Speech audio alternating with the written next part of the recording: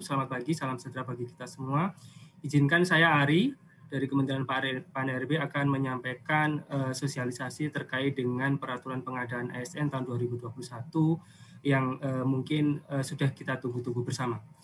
Ini adalah Bapak Ibu sekalian terkait dengan progres penetapan kebutuhan ASN 2021, di mana pada pemerintah pusat itu kita akan selenggarakan di 56 kementerian lembaga, tapi untuk LIPI, Batan, dan Lapan nanti akan kita satukan menjadi BRIN 1, jadi mungkin akan berkurang menjadi 54 kementerian lembaga, dan ada 8 sekolah kedinasan dengan jumlah formasi tadi untuk KL adalah 66.000, sedangkan sekolah kedinasan ada 8.555. Kemudian untuk pemerintah daerah dari jumlah kebutuhan sebesar 1,1 juta yang sudah kita tetapkan sejumlah 632.997, itu terdiri dari 34 Pemprov dan 495 Pemkab dan Pemkot.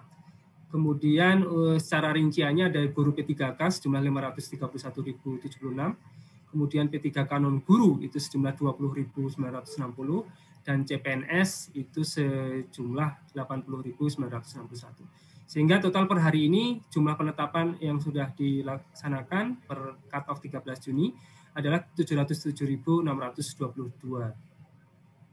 Kemudian terkait dengan seleksi, ada seleksi administrasi, kemudian nanti ada masa sanggah, kemudian masuk ke SKD, kemudian masuk ke SKB, pengumuman hasil akhir, dan kemudian ada masa sanggah yang kedua, dan selanjutnya adalah pengangkatan calon PNS.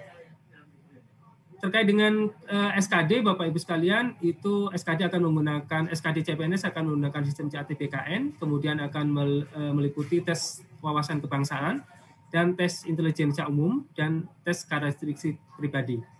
Sedangkan pelaksanaan SKD ini pada dasarnya 100 menit, tapi tadi untuk disabilitas netra ada menjadi 130 menit.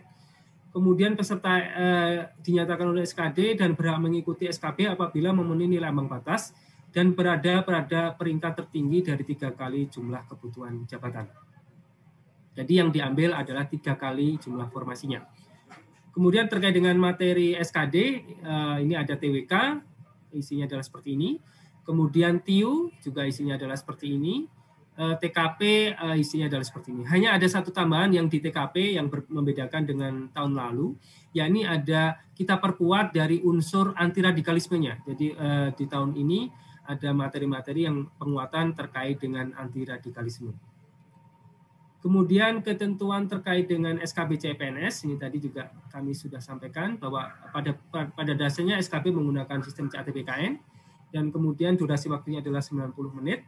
Kemudian kalau perlu diperlukan SKB tambahan, panitia seleksi harus membuat pedoman yang pelaksanaannya disampaikan kepada Menteri PAN-RB untuk mendapatkan persetujuan terlebih dahulu. Kemudian beberapa hal terkait dengan SKB tambahan sesuai dengan Permenpan yang ada, bahwa seandainya SKB tambahan tersebut dilakukan, maka SKB dengan CAT merupakan nilai utama dengan bobot paling rendah adalah 50% dari nilai SKB secara keseluruhan.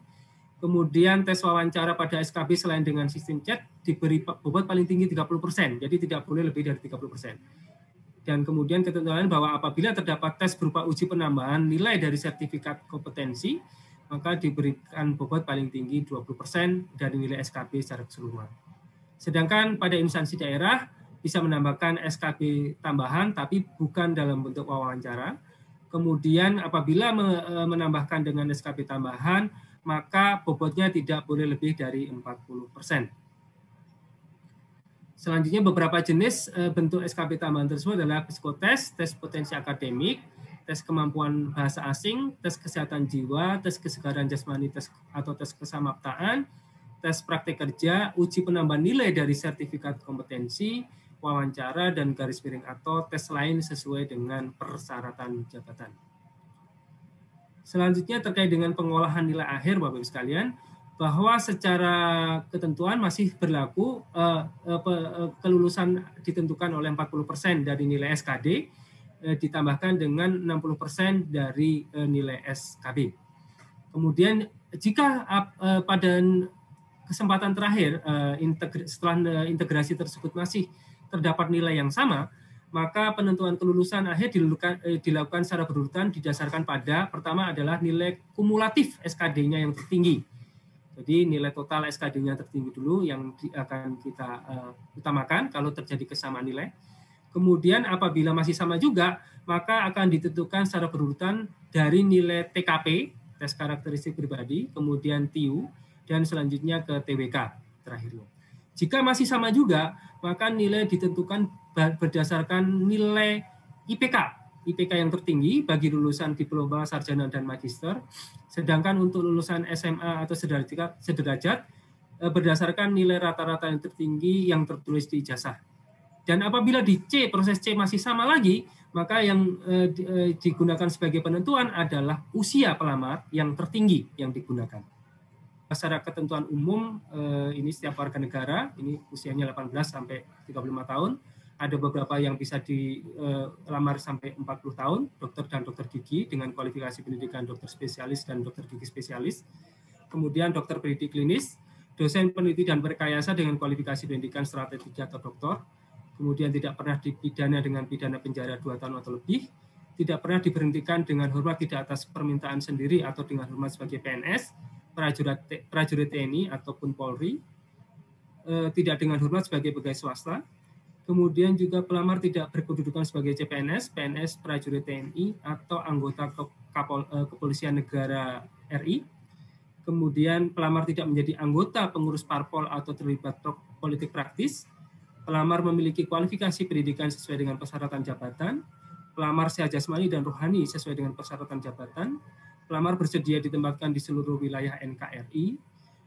Dan beberapa hal yang kemudian perlu menjadi perhatian bahwa Bapak Ibu sekalian sebagai panitia seleksi instansi perlu membuat surat pernyataan atau surat keterangan bagi peserta agar memenuhi ketentuan-ketentuan di atas, dan apabila kemudian di kemudian hari terdapat kesalahan atau yang disengaja dan seterusnya, maka kemudian yang bersangkutan bisa tidak lolos verifikasi administrasi ataupun digugurkan. Kemudian ketentuan umum secara lainnya Bapak Ibu sekalian bahwa di tahun ini karena ada PNS, kemudian ada P3K yang jabatan fungsional dan ada juga P3K jabatan fungsional guru, maka jumlah potensi pesertanya cukup besar dan kita akan berlakukan bahwa calon pelamar hanya dapat mendaftar pada satu instansi, satu jenis kebutuhan maksudnya formasi, dan satu jabatan pada tahun anggaran yang sama. Jadi para peserta harus mempertimbangkan baik-baik sejak dari awal apa yang dia ingin lamar, profesi, jabatan apa yang di mana, kemudian juga lokasinya seperti apa, karena pada prinsipnya tidak boleh lagi menggantinya ketika sudah menetapkan pada pelamaran pada satu tempat.